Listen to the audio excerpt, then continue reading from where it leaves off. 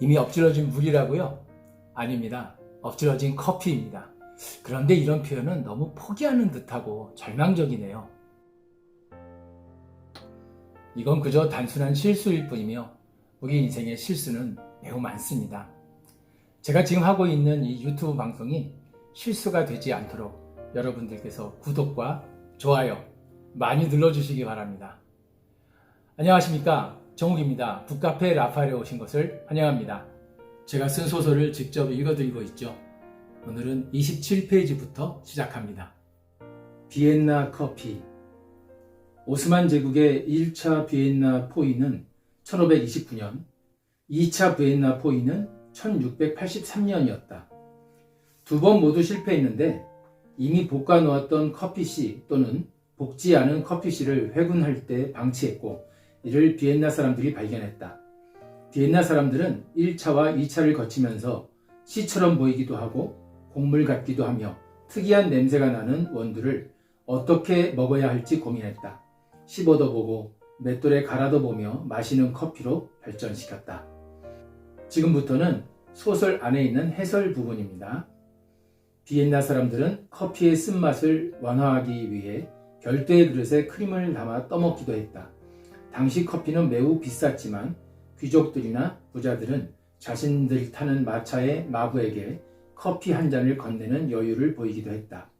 그러나 마부는 한 손으로 말고비를 잡아야 하므로 나머지 한 손만으로 마실 수 있도록 아예 크림을 커피 위에 얹어서 마셨다고 한다. 바로 이렇게 유래한 것이 아인슈페너, 하나의 마차란 뜻이 커피의 한 이름으로 정착된 것인데, 우리는 이를 비엔나 커피라 부르고 있다. 정확하진 않지만 원두가 1529년 1차 비엔나 포위가 아닌 1683년 2차 비엔나 포위 때 전달되었다면 오스만 제국, 그러니까 터키로부터 커피를 처음으로 받아들인 유럽의 도시는 비엔나가 아니라 베네치아로 보아야 한다. 1615년 터키로부터 베네치아에 커피가 전해졌고, 당시 교황 클레멘테 8세가 커피를 마셨다고 한다. 교황이 커피를 마셨다는 것은 안전함의 보증이었고, 이에 유럽의 여러 도시에 카페들이 문을 열게 된다. 단 어느 도시에 최초의 카페가 문을 열었는지는 논란거리인데 1672년 파리에 일반 대중을 위한 최초의 카페가 문을 열었고, 그 후 런던에도 카페가 생겼다는 설이 유력하다. 커피, 산업혁명의 원동력. 한덕기는 왠지 슬퍼 보였다. 이를 이겨내려고 하는지 억지로 웃음을 유지하며 이야기를 이어갔다. 1600년대는 르네상스 시대의 끝무렵 또는 르네상스가 이미 끝났지만 지역에 따라서는 그 영향하에 있던 시기입니다. 오늘날에도 유럽에 새로 짓는 건물은 여전히 르네상스 양식을 따르고 있고, 심지어 우리나라의 몇몇 대학교 건물, 특히 도서관 건물의 정면도 바로 이오니아 양식을 포함한 르네상스 양식으로 건축된 것을 볼 수 있지요. 르네상스의 기본적인 정신은요, 첫째는 그리스와 로마의 찬란했던 문화, 문명으로 회귀, 둘째는 인간성 회복, 그리고 셋째는 구체적으로 표현하지는 않았지만 가톨릭의 반항적이었습니다. 그리고 르네상스는 과학과 기술의 발전도 이끌었습니다. 지구가 둥글다는 것도, 지구가 자전한다는 것도 르네상스 시대에 정립된 이론이고, 구텐베르크의 금속 활자도 이 시대에 만들어졌습니다. 물론 르네상스와는 관련 없는 우리나라의 금속 활자가 구텐베르크보다 78년이나 앞선 것은 직지신경으로 이미 증명되었고요. 유럽에서 인도로 가는 육상무역로가 15세기 중반 이후 강력한 오스만 제국 때문에 막혀버리자 무적 함대라는 이름처럼 용감했던 스페인 사람들은 인도로 가는 바닷길을 개척하러 나섰다가 신대륙, 바로 아메리카를 발견했습니다. 르네상스가 한창이던 시기였지요.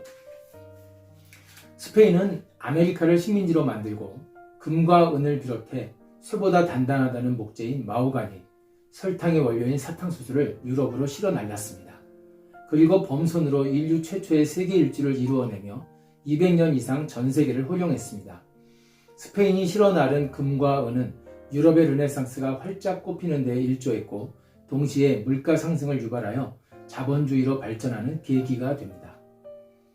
이에 질 수 없었던 영국, 프랑스, 네덜란드가 경쟁적으로 식민지 개척에 뛰어들었고 무역과 상업이 더욱 발전하게 되었는데 인터넷도 핸드폰도 없던 당시에 정보를 교환하고 공유하기 위한 중요한 도구는 무엇이었을까요? 아마도 카페였을 겁니다. 파리와 런던에 몇몇 카페들이 문을 열자 유럽의 여러 도시로 퍼져나갔을 겁니다. 비싼 음료였던 커피를 마시기 위해 카페에 모이는 사람들 중엔 장서로 돈을 번 중산층이 많았을 것이고 이들이 정보를 교환하며 무역과 상업으로 더욱 발전시킨 결과 자본이 형성되어 과학과 기술도 함께 발전했을 것입니다. 커피가 서구 유럽의 발전을 가져왔다고 단정 지을 수는 없지만 커피 문화권인 서구 유럽의 국가들이 대부분 선진국으로 발전한 반면에 차 문화권인 아시아, 특히 중국이나 동북 동남아시아의 국가들이 후진국에 머물렀었거나 현재도 대부분 후진국인 것은 사실입니다. 물론 터키는 커피 문화권이라고 할 수 있지만 동시에 차 문화권이라 할 수도 있습니다. 그리고 1346년 흑사병이 창궐했을 때 상대적으로 피해를 덜 본 터키는 르네상스가 비껴간 반면 당시 인구의 약 40%인 6천만 명이 목숨을 잃은 유럽에서는 르네상스가 활짝 꼽혔습니다. 흑사병으로 너무나 많은 사람이 죽어나갔기 때문에 인간성을 회복하려고 한 것인지 가톨릭에 반항적이 된 것인지 정확히 규명할 수는 없습니다. 하지만 저는 개인적으로 다음과 같이 생각합니다. 흑사병이 휩쓸고 지나간 유럽에 르네상스가 꼽혔고 르네상스 양식의 건물에 문을 연 카페에서 커피를 마시던 사람들이 무역과 상업, 과학과 기술 발전을 이끌었으며 산업혁명의 원동력이 되었다고 말입니다. 여기까지 말한 한덕기의 얼굴에 슬픔과 반가움, 걱정과 기대가 뒤섞인 듯한 고뇌가 드리우고 있었다. 내색하지 않으려고 과도하게 애쓰는 탓인지 이마와 뒷목에 진땀이 배어나왔다. 모두들 이런저런 생각에 잠겼는지 잠시 침묵이 흘렀다. 그때 친구로 보이는 여성 2명 중 1명이 말했다. 사실 저희들이 바리스타인데요. 여기 제 친구는 외모도 우아하지만 커피 내리는 솜씨도 우아하고 맛도 훌륭해요. 저희가 이번 여행에 커피 내릴 수 있는 장비를 갖고 왔는데요. 지금 커피 한 잔씩 대접하겠습니다. 잠시만 기다려주세요.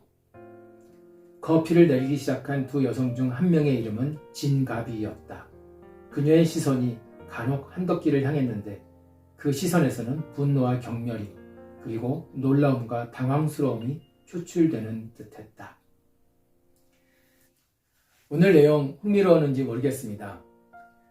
지난 영상에 제가 이오니아 양식에 대해서 좀 말씀을 드렸었죠. 이오니아 양식 또는 도리아 양식, 코린토 양식 이런 3가지 양식이 바로 그리스 문명의 건축 양식을 대표하는 것인데 이러한 양식, 그리스의 건축 양식과 로마 시대 때의 건축 양식, 로마 시대 하면은 대표적으로 이제 아치를 우리가 떠올릴 수가 있죠.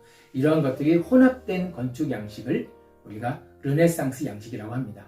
왜 그러냐면은 르네상스 시대, 즉 14세기부터 16세기까지 르네상스 시대에 그리스, 로마의 문화, 문명으로 회귀 이런 정신을 가지고 그리스, 로마의 건축 양식을 다시 살려냈기 때문에 르네상스 양식이다라고 부르고 있고요. 지난 영상에 말씀드렸듯이 유럽뿐만이 아니라 아메리카, 아시아 여러 곳에서도 아직도 르네상스 양식 많이 나타나고 있습니다. 물론 르네상스 양식 중에서 가장 우리 눈에 두드러져 보이는 것은 지난 영상에 말씀드렸던 이오니아 양식입니다. 14세기에서 16세기까지 유럽의 르네상스가 활짝 꽃피었던 바로 그 시기에 우리나라에는 어떤 일이 있었을까요? 시기적으로는 고려 말 그리고 조선입니다.